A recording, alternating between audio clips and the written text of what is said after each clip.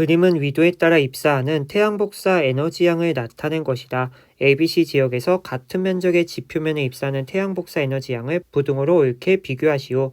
지구가 완벽한 구형은 아니지만 거의 구형에 가깝다라고 우리가 생각을 합니다. 그렇기 때문에 위도별로 입사하는 태양 복사 에너지량이 다르다라고 우리가 이야기를 하는데요. 우리가 단위 면적이라는 단어가 어려우면은 동일한 사람을 ABC 위치에 가져다 둔다라고 생각을 하면 편합니다. 동일한 사람을 ABC 위치에 가져다 두면요. A에 위치하고 있는 사람이 태양 복사 에너지가 더 많을 것입니다. 그 이유는 단위 면적에 도달하는 태양 복사 에너지, 그림으로만 봐도 3개가 도달하고 있죠. 그런데 극으로 갈수록 도달하는 그러한 에너지가 점점 줄어들게 됩니다. 이것은 우리가 평평한 땅에 손전등을 비춘다라고 한번 생각을 해서 이해를 해보겠습니다.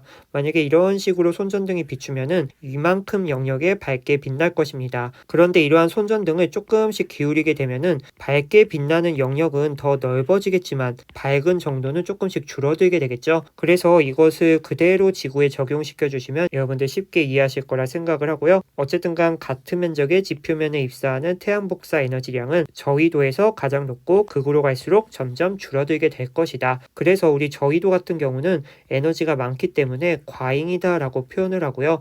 극으로 갈수록 에너지가 부족하다라고 이야기를 합니다. 그래서 우리 지구는 이러한 과잉된 에너지를 누군가가 극으로 옮겨줘야 되는데 그것의 역할을 하는 게 바로 대기와 해양이다라는 것이죠. 그래서 우리 3번처럼 이런 식으로 대기와 해양이 순환을 함으로써 이러한 에너지 불균형을 해소해 준다. 이어서 3번 문제 보도록 하겠습니다. 그림가는 대기대순환을 나는 태평양의 표층 해류를 나타낸 것이다. 이에 대한 설명으로 옳은 것만을 보기에서 있는 대로 고른 것은 B는 편서풍이다. B 같은 경우는 지금 위도 0도에서 남반구 30도 사이에 부는 바람입니다. 우리가 이것을 무역풍이라고 이야기를 하죠. 동쪽에서 서쪽으로 부는 바람. 그렇기 때문에 편서풍이다 틀렸고요. 기역 해류는 A에 의해 형성된다. 기역 같은 경우는 태평양 북쪽을 흐르고 있는 북적도 해류입니다. 우리가 해류라고 하는 것은 바람의 방향에 따라서 흐르는데 기역 같은 경우는 지금 서쪽에서 동쪽으로 흐릅니다. 그러면 우리 서에서 동으로 부는 바람 편서풍이라고 이야기를 하죠. 그러면은 편서풍에 해당하는 A 맞습니다. 그 다음에 가와 나에 의해 에너지가 저위도에서 고위도로 전달된다. 맞는 말이죠. 1번에서 보았듯이 저위도는 에너지가 과잉입니다. 그래서 그러한 과잉된 에너지를 우리 극으로 옮겨주는데 대기와 해양이 그 역할을 한다라는 거. 그래서 3번 문제의 답은 니은과 디귿입니다. 그림 가와나는 1910년부터 2016년까지 서울과 부산의 여름 일수와 겨울 일수를 나타낸 것이다. 이 자료에 대한 옳은 설명만을 보기에서 있는 대로 고른 것은 부산에서 여름 일수와 겨울 일수의 차이는 1910년보다 2016년에 크다. 부산에서의 1910년 여름일수와 겨울일수의 차이는 29일입니다. 그런데 2016년에는 140에서 49를 뺀 91일 정도가 나오게 됩니다. 다시 말해서 2016년이 더 크다라는 거 우리 알 수 있고요.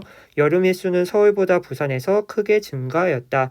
이것도 마찬가지로 그래프를 그대로 보고 해결해 주시면 되는데 서울 같은 경우 여름은 이 정도 증가했고 부산 같은 경우는 이 정도 증가했습니다. 서울은 48일 정도 증가했다라고 볼 수 있고 부산은 39일 정도 증가했습니다. 다시 말해서 서울보다 부산에서 크게 증가한 게 아니라 서울이 더 크게 증가하였다. 서울과 부산에서는 온난화가 진행되었다. 맞습니다. 서울이든 여름이든 지금 여름의 일수 증가하고 있고요.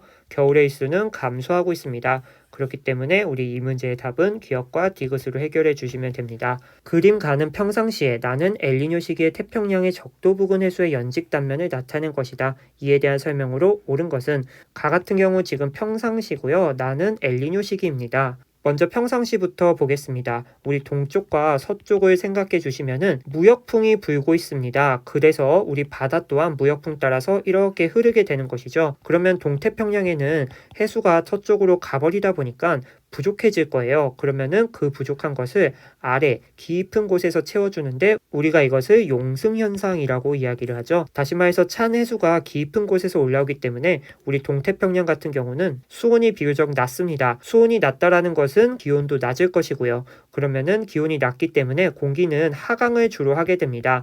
이 말은 우리 고기압이다라는 것을 알 수 있고요. 서쪽의 상황을 보면은 따뜻한 해수가 왔기 때문에 상대적으로 수온은 높을 거고요.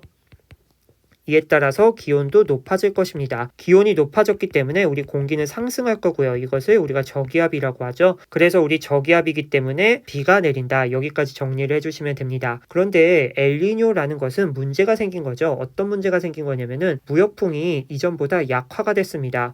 그러면은 원래 따뜻한 해수가 서쪽으로 가줘야 되는데 그러지 못한 상황입니다. 다시 말해서 그 따뜻한 영역이 살짝 동쪽으로 옮겨졌다라는 것이고요. 그러다 보니 우리 서쪽에서 나타나는 특징들이 이제 동쪽으로 옮겨졌다라고 생각을 해주시면 되겠죠. 다시 말해서 평상시와 반대되는 상황이 벌어진다. 그러면 이것들을 가지고 옳은 거 찾아보도록 하겠습니다. 가보다 나에서 무역풍은 강하게 부는 게 아니라 약하게 불고요. 가보다 나에서 찬해수가 더 잘 올라오지 않습니다. 이유는 무역풍이 약해졌기 때문에 밑에서도 굳이 더 안 올라와도 되는 거죠. 그 다음에 가에서 페루 연안에는 홍수가 자주 발생한다.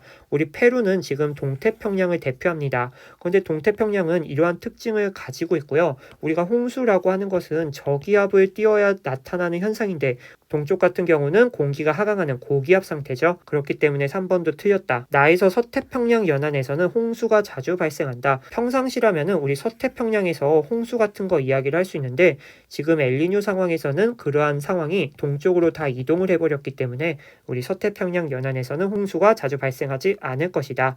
그 다음에 동태평양 적도 해역의 수온은 가보다 나에서 높다.